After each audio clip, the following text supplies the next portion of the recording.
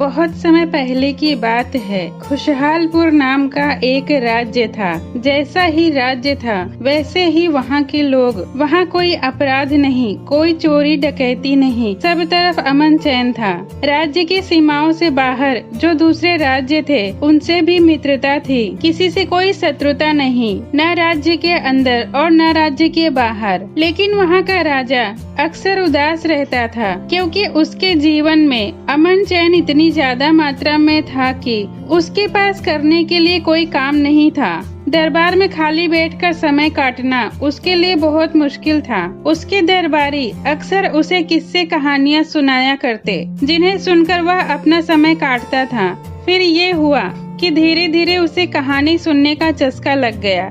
जैसे ही एक कहानी खत्म होती वह दूसरे दरबारी से कहानी सुनाने के लिए कहता। दूसरी कहानी खत्म होती तो तीसरे का मुंह ताकने लगता। लेकिन दरबारी आखिर कितनी कहानियां सुनाते। आखिरकार एक दिन उनकी कहानियां खत्म हो गई। अब तो राजा बड़ा परेशान रहने लगा। उसका समय काटे ना कटता। अब भी दरबारी उसके लिए छोटी मोटी कहानियां बनाकर लाते और सुनाते, किंतु उससे राजा का जी नहीं भरता, बल्कि कहानी सुनने की प्यास और बढ़ जाती। वह चाहता था कि उसे कोई ऐसी कहानी सुनाए जो इतनी लंबी हो कि उसे सुनकर उसका जी भर जाए। आखिर जब उसे अपने दरबार में ऐसी कोई कहानी सुनाने वाला न मिला, तब उसने राज्य में ये घोषणा करवा दी कि जो भी उसे लंबी कहानी सुनाएगा, जिसे सुनकर उसकी कहानी सुनने की प्यास बुझ जाए, तो वह उसके साथ अपनी बेटी का विवाह कर देगा और अपना उत्तराधिकारी बना देगा। किंतु उसने इस घोषणा के साथ एक शर्त भी लगा दी। यदि कहानी पर्याप्त लंबी न हुई, जिसे सुनकर राजा का मन न भरा, तो उस आदमी को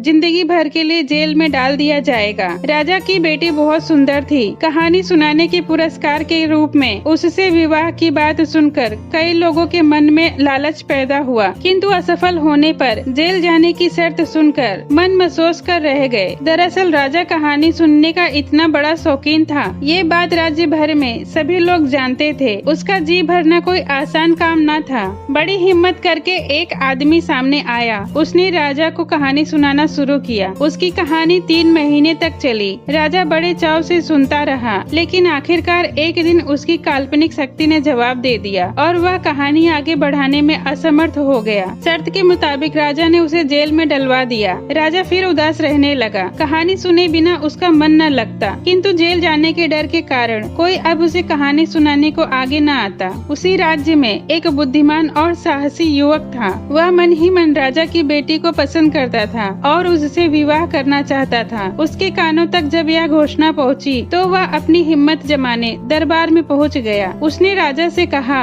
महाराज, क्या ये सच है कि सबसे लंबी कहानी सुनाने वाले से आप राजकुमारी का विवाह कर देंगे? राजा ने कहा, बिल्कुल सच है, किंतु असफल रहने पर तुम्हें जिंदगी भर के लिए जेल में डाल दिया जाएगा। युवक ने कहा, मुझे शर्त मंजूर है महाराज। मैं आपको अपनी कहानी सुनाना चाहता हूँ, जो एक बार एक प्रदेश पर हुए टिड्डी दल के आक्रमण से संबंधित है। राजा तो कहानी सुनने का तलबगार था ही। वह तुरंत ही कहानी सुनने बैठ गया। युवक ने अपनी कहानी कुछ यूँ शुरू की। एक बार एक राज्य था जिस पर हर साल टिड्डी दल का हमला होता था। इससे तंग आकर राजा ने नगर के बाहर एक विशाल गोदाम बनवाया और राज्य भर का सारा अनाज बड़े बड़े ड्रमों में भरवा कर उसके भीतर बंद करवा दिया। जब टिड्डी दल आया तो उसे राज्य भर में अनाज का एक दाना भी नहीं मिला, किंतु टिड्डी दल आगे नहीं बढ़ा, बल्कि वही मंडराता रहा और आखिरकार उन्होंने पता लगा लिया कि सारा अनाज इस गोदाम में बंद है, किंतु उसमें प्रवेश का कोई रास्ता नहीं था। अनाज का पता चल जाने के बाद टिड्डियों ने गोदाम में प्रवेश के रास्ते की खोज शुरू की। अंततः एक ऐसा सुराख खोजने में सफल रहे जिसमें से होकर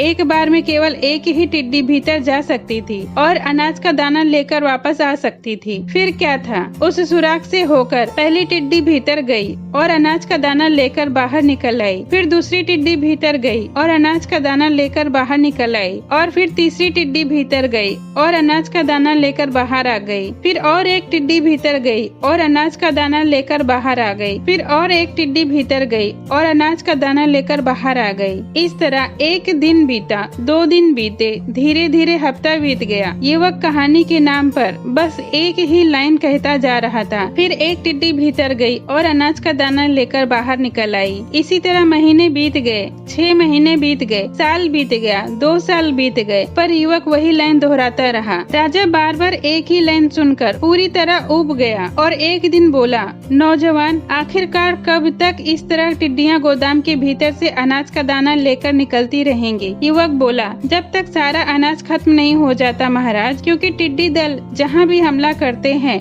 वहाँ सफा चट करके ही आगे बढ़ते हैं। अभी तो गोदाम के सैकड़ों कमरों में भरे हजारों ड्रमों में से 50 ड्रम भी खाली नहीं हुआ है महाराज। राजा हाथ जोड़कर बोला, भाई तू जीता, मैं हारा। मैं अपनी बेटी का विवाह तेरे साथ कर दूंगा और तुझे अपना उत्तराधिकारी भी बना दूंगा, किंतु अब ये कहानी और आगे नहीं सुन सकता। मैं अब और कोई भी कहानी नहीं सुनना चाहता। बस फिर क्या था, बुद्धिमान युवक का राजकुमारी से विवाह हो गया और वह राज्य का उत्तराधिकारी बना दिया गया। साथ ही राजा का कहानी सुनने का चस्का भी उतर गया। ये कहानी आपको कैसी लगी कमेंट में जरूर बताएं। वीडियो पसंद आई हो तो लाइक करें। ऐसी ही कहानियों के लिए मेरे चैनल को सब्सक्राइब करें। ये वीडियो देखने के लिए आपका धन्यवाद।